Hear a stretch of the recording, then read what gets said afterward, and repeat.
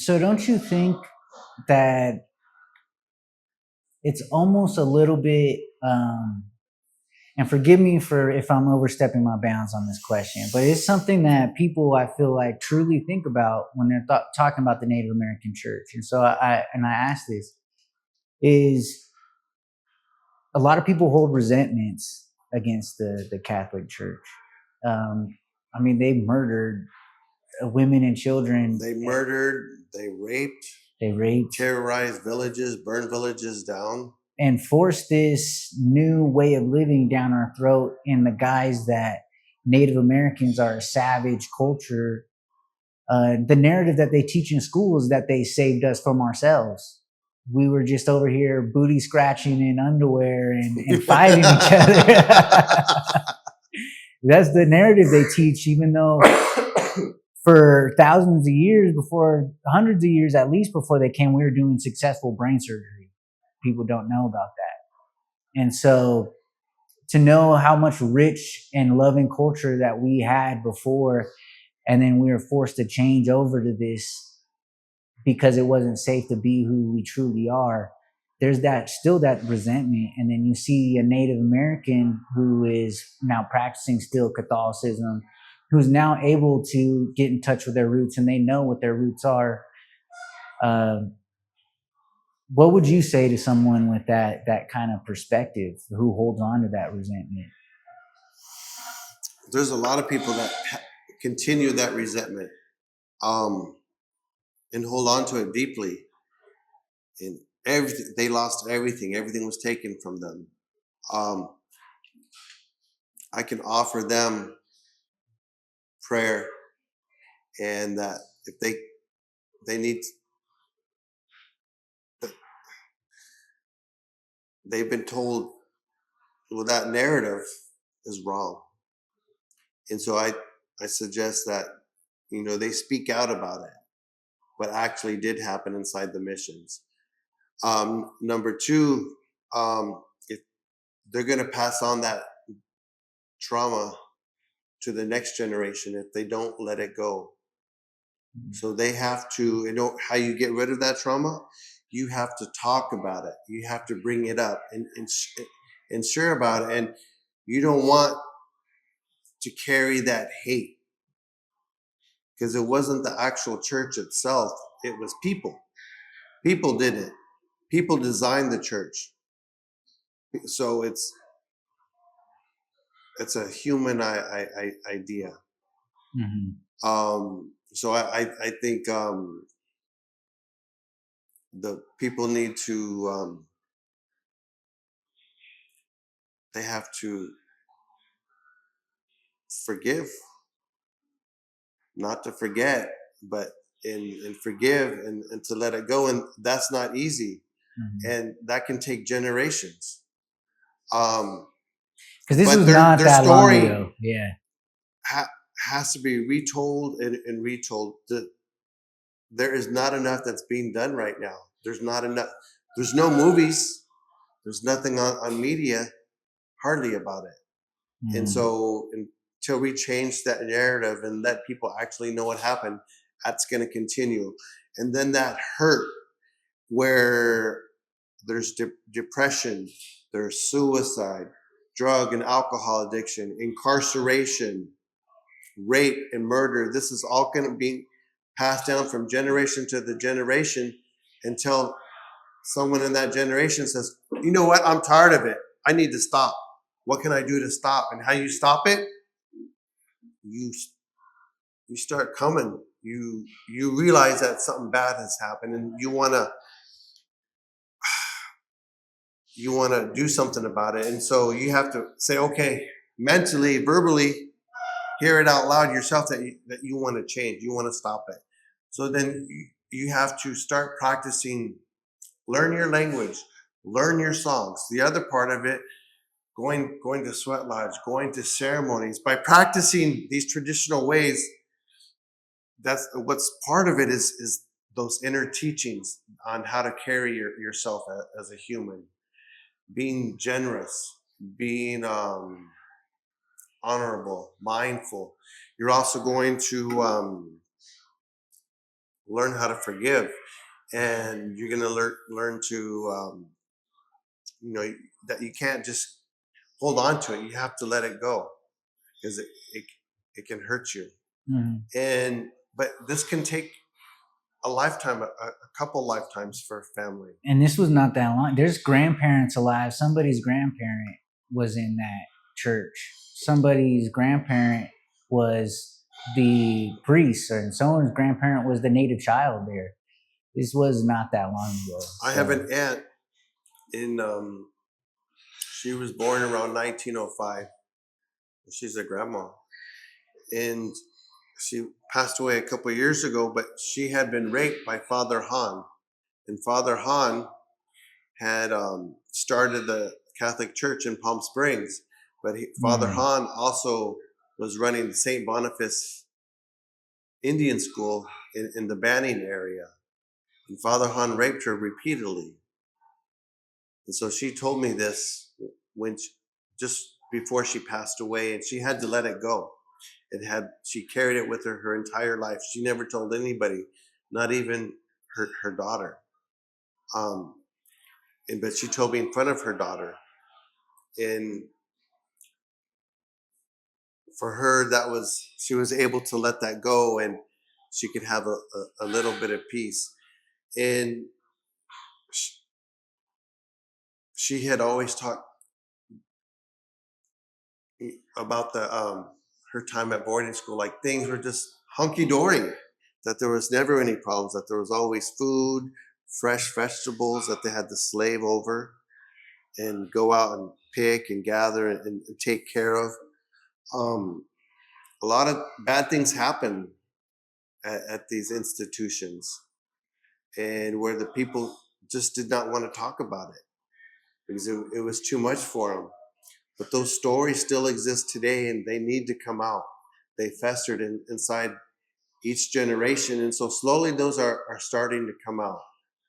But the people do not know. And I mean, part of the story, I found it in the archives when I was going to school at Riverside, and it was in the Spanish mission records for in the Los Angeles area, and it had talked about how they took the head from the chief from that first village where the Spaniards came in and built their church, that they cut the chief's head off and put it on a pole to remind people that they were there now and that everyone had to listen to them, or this was going to happen to you.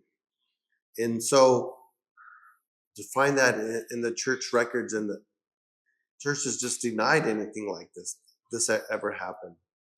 And I remember it was a couple of years ago in 2011, we had the 100-year anniversary at Our Lady of Guadalupe in Palm Springs, and so we had this reconciliation, and I just went there with so much anger and hate, but I believed in prayer, and I know prayer works, and so I was talking about it, and then the father that was there, he had come up from Mexico, but he helped me work through it, and it wasn't the actual church itself; it's just the people that were in charge at that time. And so when this area was first being invaded, there was the authority. We had all the different tribal peoples here. That was the authority. But everyone else that came to invade the land,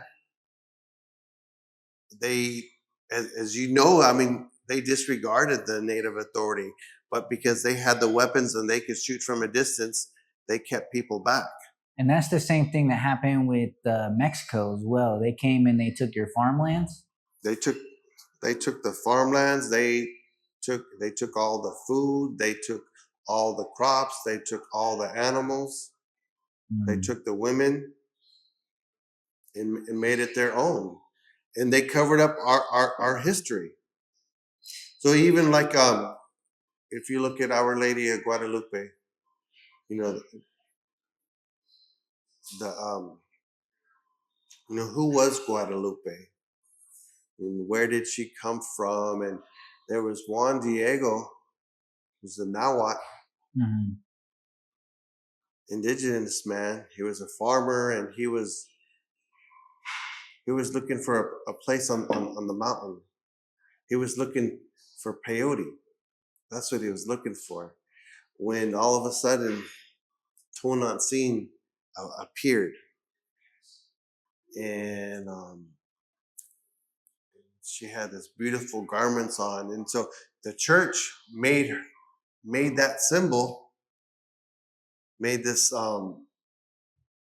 symbol with Tonantzin and Juan Diego. This was something from the Nahuatl people as something completely different, and so now Guadalupe is different, but that's an indigenous woman that we're seeing right there, and so the church is trying to cover it up and saying it does not recognize that, and so everything's a cover up. It seems like. It seems that the Mexican teaching for California is that this was all Mexico, and there's no such thing as obviously there's no such thing as America. But okay, you said this was all Mexico. Okay, this was all Mexico for Mexico. Thought it was all Mexico for a little over 100 years. Okay, that was it. But it's always been our land. This is indigenous land. This is Cahuilla land. This has always been our land. Mexico claimed it. The United States claimed it. Spain claimed it. But did any one of those people ever consult with the native people? No. So it's our land. So how can you just come onto on a foreign land because you put a flag and say, okay, it's mine. I represent the Queen of England. I represent the King of Spain. I represent Mexico. No, it doesn't work like that. They completely disregarded the people that were already living here. They did not talk to them or consult with them. Okay, yeah, they shot them, they killed them, but that's not talking to them. And so I don't buy any of it. It's a threat on our sovereignty, and even sovereignty that's not even the right word, because we didn't have sovereignty. That's another word that was made up years ago. But we've always had authority and power over our lands. We are the caretakers of our land, of our world. And no one else is going to do that. Yeah, there might be people who come in here and take the trees, they take the water, they take the gold, they strip the land of everything till there's nothing left to bleed. And then they go onto somebody else's land and take it. That's the Western way of thinking. That's how the United States operates. That's how Europe. Definitely it's a European conquering colonization culture that they extend to this day around the world. France is still doing it to this day in Africa, and they're speaking about going into Africa again and reclaiming what they've already conquered, because Africa is trying to push people out. And people in Africa have to unite and come together. And so, like here, we all had our own different territories, and we were all independent of one another, but we would come together in a time of need. And so same thing over there. They have to come together in this time of need and push these people out. Otherwise, the same thing is going to happen to them, and like it's happening in other parts of the world. Yeah, we didn't have tribes, at least where my culture comes from, the Yurok people. Yurok was only established in 1996. Before, we were Klamath River people. We had different villages along the river, and we were separate. We would just look at each other maybe across from the river, or trade amongst each other, and we would trade wives, and that's how we had different bloodlines is we would, when the woman come of age, she would go over to another village. We would have maybe a get together of all the villages, and then that's how you meet your significant other. But other than that, we were separate villages. We didn't have massive, we didn't have that drive in our blood to go take the next person's land or the next person's resources. We shared it. We cared for everything.